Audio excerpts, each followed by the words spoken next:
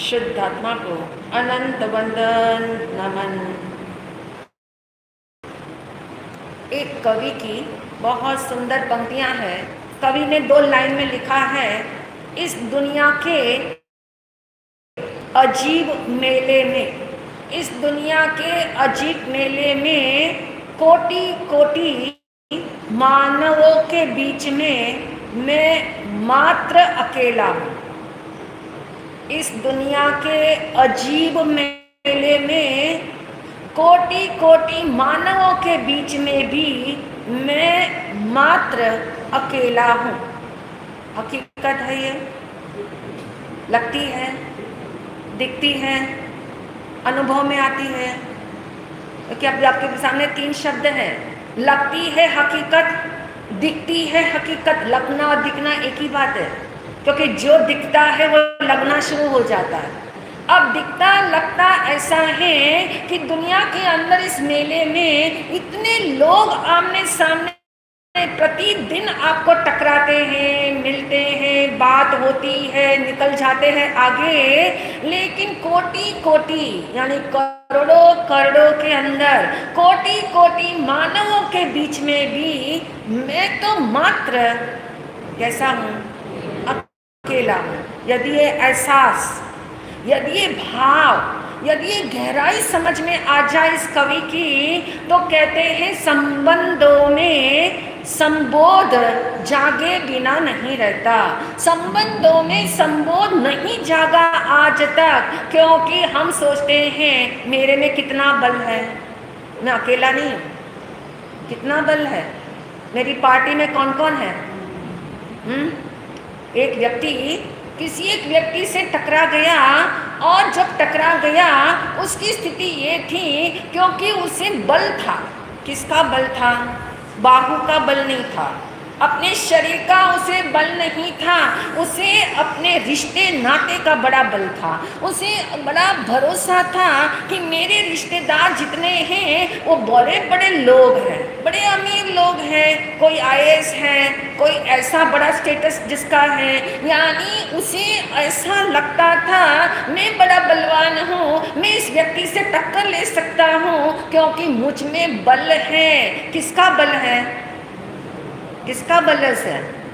रिश्तों का, दूसरे लोगों का बल है। वो अधीन है, वो पराधीन है। वो ये मानता है कि अमुक व्यक्ति आईएएस अफसर है, इसका मुझे बल है। अमुक व्यक्ति बहुत बड़ा जस्टिस है, इसका मुझे बल है। अमुक व्यक्ति ऐसा लॉयर मेरे क्लोजेस्ट है, उसका मुझे बल है। यानी दूसरों के बल पे अपने को बलवान मानने वाला मानव, कोटि कोटि मानव उसके आसपास है, फिर भी ज्ञानी कहते हैं मैं तो मात्र अकेला हूं। कौन मानता इस बात को? क्योंकि हर समय तो लोगों के बीच में रहते हैं, हर समय तो लोगों के साथ हमारा व्यवहार चलता है। व्यवहार इतना ज्यादा चलता है कि पॉज लगाने का वक्त नहीं मिलता, साइलेंट जोन नहीं मिलता कि जहां जाके कभी तो विचार करो कि मैं मात्र अकेला हूं। अकेला हूं यानी अभी समय हूं क्या? अकेला हूं यानी प्रेजेंट सिचुएशन में अकेले हो क्या? हाँ, मैं अकेला ही था। पास्ट में जाओ, मैं अकेला ही था। आत्मा सदा अकेला ही है। मैं अकेला ही था, मैं अकेला ही हूँ, मैं अकेला ही।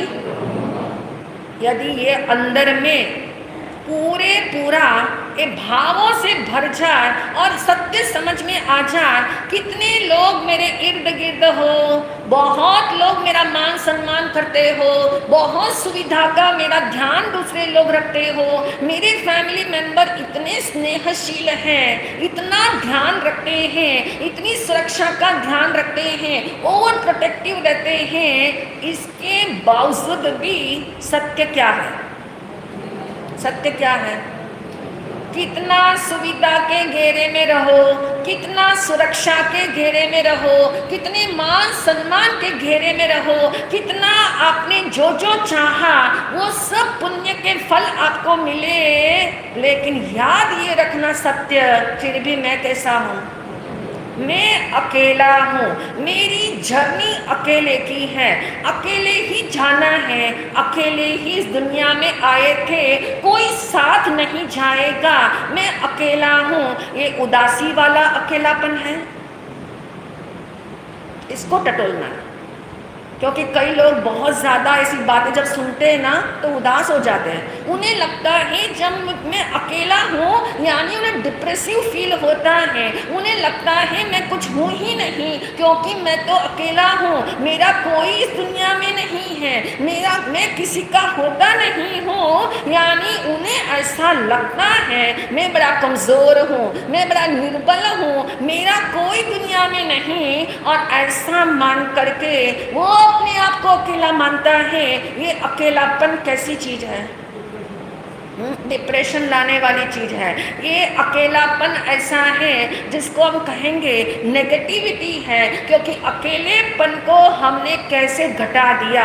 भगवान महावीर ने कहा अकेलापन जो है अलग चीज है, अकेला होना अलग चीज है। अकेलापन तो बहुतों के बीच में भी आप होते हो कि नहीं होते?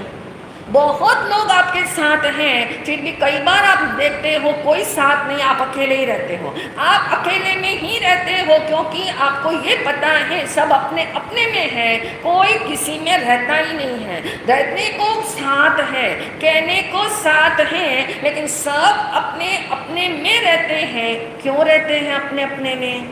ये शिकायत है क्या?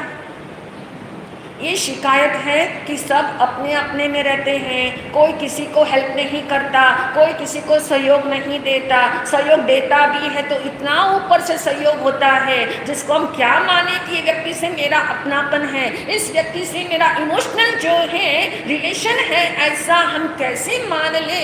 इसलिए ज्ञानियों को कहना पड़ा, हकीकत कहनी पड़ी। सत्य यही है, चाहे दुनिया के कितने लोग आपको चाहते हो, चाहे दुनिया के कितने लोग आपसे द्वेष करते हो, लेकिन फिर भी आप क्या हो? चाहने वाले बहुत चाहते हैं। सुरीलापन आपके रिश्तों में है, एक से नहीं अनेक रिश्तों में आपका सुरीलापन है, लेकिन सुरीलापन ये पुण्य के उदय से है, आपकी वजह से नहीं। कौन मानेगा इस बात को? मानोगे इस बात को कि सुरीलापन यदि रिश्तों में है, दो व्यक्ति के रिश्तों में सुरीलापन है, अकेलापन लगता नहीं है, अकेलेपन को भूल चुके हो, और आप देखते हो उस समय हमारा फोकस पॉइंट कौन होता है? जब रिश्ते बहुत अच्छे किसी के साथ लुब्रिकेंट रूप में चल रहे हो, बहुत ऑयलिंग एक दूसरे को करके जा रहे हो, बहुत पैम्परिंग होती है, बहुत केयरिंग होती है, बड़ी नर्चरिंग होती है, इवन दो कितना कुछ अच्छा हो रहा है, फिर भी है क्या? फिर भी है क्या? वो क्या कहोगे इसको?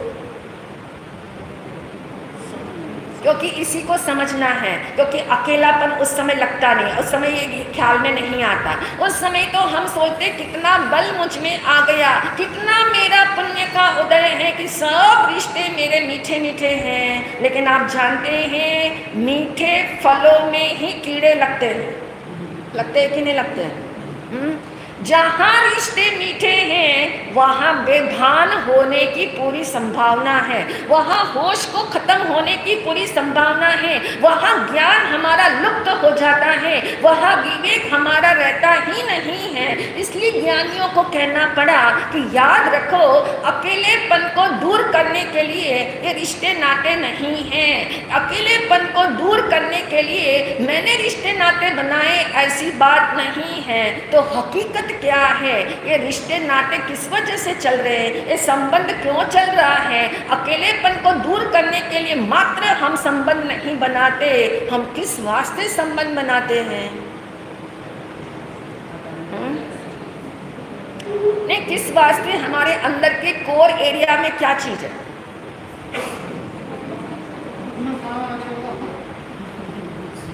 रिश्ते काम आ जाएंगे। और कोई ऑप्शन आंसर है?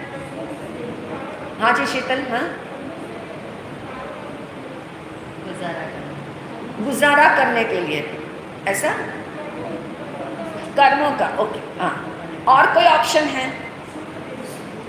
बहुत सुंदर। सुख पाने के लिए अकेलापन नंबर 2 होगा।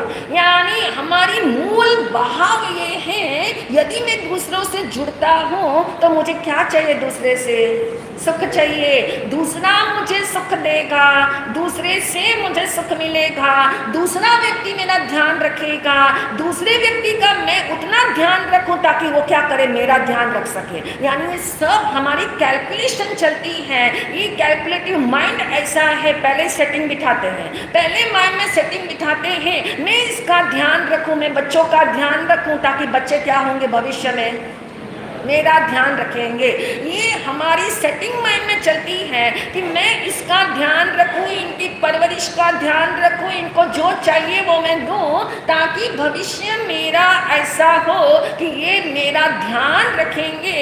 ये ऐसी स्टोरी है, ये ऐसा जीवन है, ये ऐसा जीवन है जैसे एक बच्चा कहते हैं इस घर से निकला था स्कूल जाने के लिए, घर से कह कर के निकला है स्कूल जा रहा हूँ, और स्कूल में जब पहुँचा तब इतना लेट हो गया था और प्रिंसिपल ने पूछा कि इतनी देरी से आने का कारण क्या हुआ। उसने कहा सर मैं क्या करता, क्योंकि रास्ते में बहुत बारिश थी। क्या था? बारिश थी।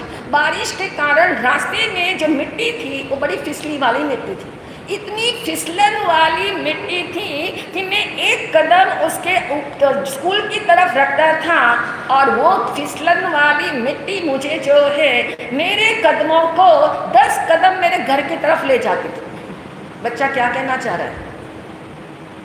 तो सर ने पूछा फिर स्कूल कैसे पहुंचा?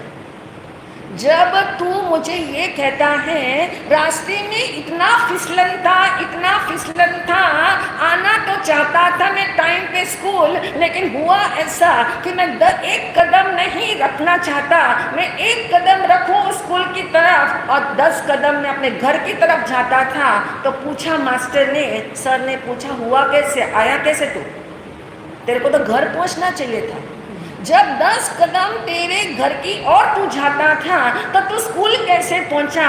उसने कहा सर फिर ऐसा हुआ, रास्ता मेरा बदल गया, टर्न हो गया और वो रास्ता ऐसा था, मैं कदम रखता हूँ मेरे घर की ओर और मैं पहुंच कहाँ जाता हूँ? 10 कदम स्कूल की ओर। दुविधा के अंदर ऐसा ही होता है, दुविधा के अंदर ऐसा ही होता है। हम कदम रखते हैं दूसरे व्यक्ति की तरफ एक कदम, और आप जानते हैं वो एक कदम रखा दूसरों की तरफ 10 कदम आपको अपनी तरफ ले जाते हैं, क्योंकि मायूसी आती है, घटना घट जाती है, अनबन हो जाती है, कड़वा प्रसंग घटित हो जाता है, मन चाहा कुछ मिलता नहीं है। जो सुख पाने के लिए उसकी और कदम रखा था वो कदम इतना पीछे गया, इतना पीछे लौट गया, लौट करके कहाँ पे आ गया?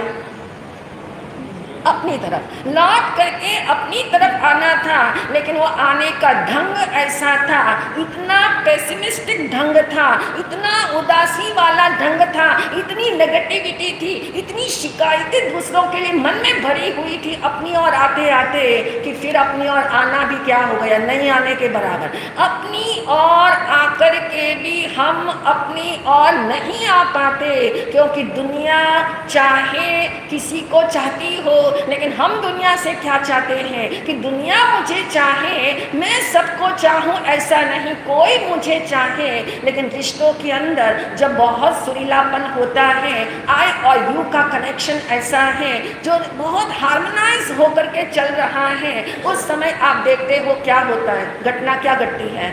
उस समय कौन भूल जाता है? उस समय कौन भूल जाता है? आई। बहुत सुंदर।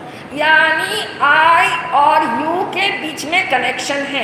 आई यानी मैं और यू यानी सामने वाला, इन दोनों का कनेक्शन चल रहा है और इतना सुरीलापन है, दोनों एक दूसरे की बात को बिना शब्द दिए समझ में आती है। शब्द देने की अनिवार्यता नहीं, और बात समझ में आ जाती हो तो समझ में आता है दोनों एक दूसरे को कितनी घनिष्ठता से समझते हैं।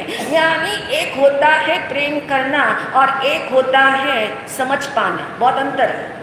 प्रेम करने में ज़्यादा लगता कुछ नहीं, समझने में दम लगाना पड़ता है। एक व्यक्ति की माइंड की पद्धति को समझने के लिए दम लगाना पड़ता है, और इतना दम कौन लगाए, किसके पास इतना दम है? क्योंकि भावनाओं में दम नहीं होता तो व्यवहार में भी दम नहीं आता। और ऐसा ही हुआ, इतना सुरीलापन जब रिश्ता हो तो आई को इग्नोर किया जाता है। कौन आई है यहाँ पे? हाँ, आत्मा। क्योंकि कल हमने कहा था आई यानी दोनों डबल वे में चलना, डबल स्टैंडर्ड की बात साथ साथ चल रही है। आई यानी पर्सनालिटी वाला आई, और एक आई यानी कैपिटल आई कैसा वाला? शुद्ध आत्मा वाला। अब ये शुद्ध आत्मा इग्नोर हो गया, शुद्ध आत्मा भूल गया मैं कौन हूँ, मैं कैसा हूँ, मैं कैसे स्वभाव वाला हूँ, मैं अकेला ही था, मैं अकेला ही हूँ, मैं अकेला ही रहूँगा। ये विस्मृत हो गया, ये विस्मरण हो गया। किस कारण विस्मरण हो गया? किस कारण विस्मरण हो गया? इसलिए बताओ। हाँ, क्योंकि दूसरों के साथ रहते रहते इतनी अंदर में घुस गए, इतने सामने वाले के साथ एक मेक हो गए, बिल्कुल वननेस क्रिएट हो गई। याद ही नहीं आया कि मैं अलग है, वो अलग है, उसकी आत्मा अलग है, मेरी आत्मा अलग है, मेरी पास्ट स्टोरी अलग है, उसकी पास्ट स्टोरी अलग है, दोनों की फाइल अलग अलग है। लेकिन वर्तमान में क्या हुआ है? वर्तमान में क्या हुआ है? कर्म का उदय, संयोग हुआ है। वर्तमान में कर्म का फल से ये संयोग हुआ है, और अभी शुभ कर्म का फल मिला हुआ है। शुभ कर्म के फल से क्या होता है? रिश्ते सुरीले हो जाते हैं। रिश्ते जो सुरीले दिखते हैं वो हमारे पुण्य का फल है और कुछ नहीं है। और पुण्य के फल से रिश्तों में जो लगता है बहुत क्लोज हम लोग हैं, लेकिन याद रखना क्लोज कभी कोई होता ही नहीं। क्यों नहीं होते? उसके लिए दो बातें समझनी है।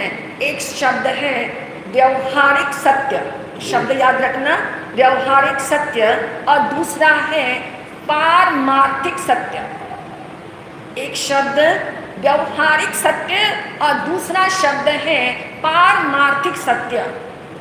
व्यवहारिक सत्य समझना तो इजी लगेगा आपको। व्यवहारिक सत्य, व्यवहारिक सत्य यानी इस प्रेजेंट सिचुएशन का सत्य, प्रेजेंट लाइफ का सत्य। प्रेजेंट लाइफ का सत्य क्या है? प्रेजेंट लाइफ का सत्य क्या है? जब दो व्यक्ति के बीच में क्लोज कनेक्शन है, दोनों बहुत एक दूसरे को चाहते हैं, एक दूसरे का ध्यान रखते हैं, एक दूसरे के प्रति हित की भावना रखते हैं, यानी दोनों की तरफ से बड़ी अच्छाइयाँ एक दूसरे को कहते हैं, दे रहे हैं, ले रहे हैं। लेकिन सवाल ये है एक कैसा सत्य है? व्यवहारिक सत्य है। इसको भगवान महावीर ने शब्द दिया है व्यवहारिक सत्य। यानी जितने रिश्ते हमारी इस जिंदगी में हैं जो बहुत सुरीले दिखते हो, ऑल आर टेम्पररी एडजस्टमेंट्स। क्या है? किसके द्वारा टेम्पररी एडजस्टमेंट है? कर्मों के उदय के द्वारा। आपके चाहने से नहीं, आपके चाहने से नहीं हुआ है। कर्म के उदय से सारी सिचुएशन ऐसी क्रिएट हुई है। ऑल आर टेम्पररी एडजस्टमेंट और कुछ नहीं है, सिर्फ मात्र टेम्पररी हम एक दूसरे के साथ एडजस्ट कर लेते हैं। किसी के साथ एडजस्टमेंट फास्ट हो जाता है और किसी के साथ दम लगाना पड़ता है, देर लगती है, मन को समझाना पड़ता है, मन को मानना पड़ता है। मन जो है खूबियों से मानता नहीं है तो और दम लगाना पड़ता है। तो कहने का अभिप्राय जो व्यवहारिक सत्य है वो वर्तमान को लेकर के चलता है और जो पारमार्थिक सत्य है वो त्रिकाल को लेकर के चलता है। त्रिकाल यानी था, है और रहेगा। तो अब सवाल आपके सामने चिंतन करने के लिए देते हैं कि इस संसार में जितना कुछ हमें प्राप्त हुआ है, पुण्य के उदय से प्राप्त हुआ है, और जो नहीं बिना पुण्य के उदय से भी बहुत कुछ प्राप्त हुआ है, उसमें से व्यवहारिक कौन सा सत्य है और पारमार्थिक कौन सा सत्य है, उसका निश्चय, उसका निर्णय जब तक नहीं करेंगे तब तक रिश्तों का सुरीलापन हमारी समझ में नहीं आएगा। और रिश्तों का सुरीलापन जब तक समझ में नहीं आएगा तो वो सुरीलापन सम्मोहन पैदा करता है, आकर्षण पैदा करता है, मोह पैदा करता है। जिस मोह को भगवान महावीर ने मिथ्यात्व शब्द दिया है कि यानी ये मिथ्यात्व है, तो ये मिथ्यात्व से हम सम्यक्त्व की ओर कैसे आ सकते हैं, यानी रिश्तों को कैसे समझे ये रिश्ते मिथ्या हैं, कैसे माने रिश्तों के बीच में ही रहना है, रिश्ते छोड़ के भाग नहीं जाना है, रिश्तों को बुझा नहीं देना है, रिश्तों में उदासी नहीं लानी है। सिर्फ समझना क्या है, सत्य, सिर्फ सत्य को समझना है। सत्य समझ में आते ही रिश्ते नहीं बदलते, संबोध जाग जाता है, संबंधों में संबोध जाग जाता है। और ये समझ में आता है कि इस दुनिया का कोई भी संबंध क्यों ना हो, कोई भी मुझे सुख देने में समर्थ नहीं है, कोई भी मुझे दुख देने में भी समर्थ नहीं है। तो सुख कहाँ पे है? मेरे अंदर, मेरी आत्मा के अलावा कहीं सुख नहीं है। इस बात को पक्के से निश्चय करने के लिए पारमार्थिक सत्य कैसा होता है, कल उसका विवेचन करेंगे इन्हीं भावों के साथ। ओम शांति।